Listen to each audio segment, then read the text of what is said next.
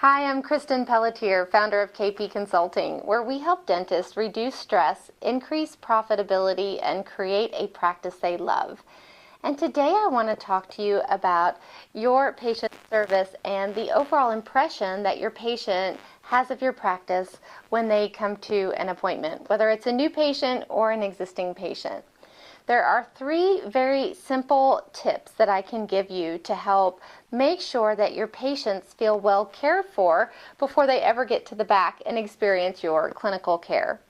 Before I give you these 3 tips, I want to share with you just a little story about an appointment that I had over the summer. My son needed to have his wisdom teeth out, so we were referred to a specialist. We had an 8 o'clock appointment, and we arrived a few minutes early, and when we walked in, the person that was sitting at the front desk didn't even turn to greet us. She was actually having a conversation with another team member at the front desk. I filled out the sign-in sheet because I knew that's probably what they wanted me to do, and I had a seat. About 10 or 15 minutes later, they called my name. I went to the front window, and they handed me a clipboard. I took it, I had a seat, filled it out, and handed it back. It was probably almost an hour and almost 20 minutes before they called my son back for his appointment. And this was the first time that I'd ever been to the practice, and there wasn't any kind of an expectation set. And it left me feeling very frustrated and uninformed. So 3 simple things that this practice and your practice could do to make sure that your patients are feeling welcome and to definitely make sure that they're not getting frustrated is, number 1, have a very warm and welcome greeting. And some doctors assume that this is happening, but they haven't really set the expectation or talked about this with their business team.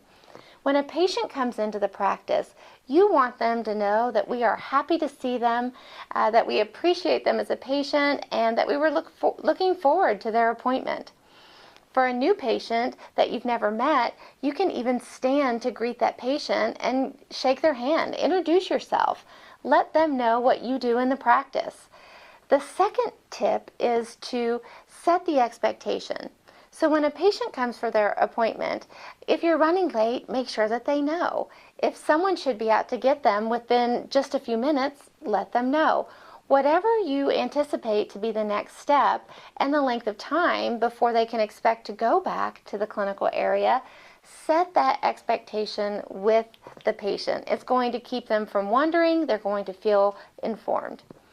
The third tip is to keep the patient informed.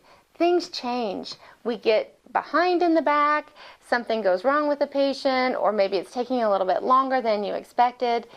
If you're not going to meet that original expectation that you set when the patient arrived, keep them informed. I would recommend keeping them informed every 10 to 15 minutes if you're not able to get them back. Let them know that you still know that they're there. It's interesting, when I was sitting there waiting for my son to go back and 20 minutes, 30 minutes, 40 minutes went by, all of these thoughts were going through my head, such as, do they remember that I'm here? Do they know my appointment was at 8?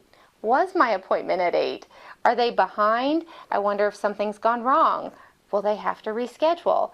And the thoughts that are going through your patients' heads could be very similar. And setting that expectation and keeping your patient informed can completely transform that negative experience into a very positive one.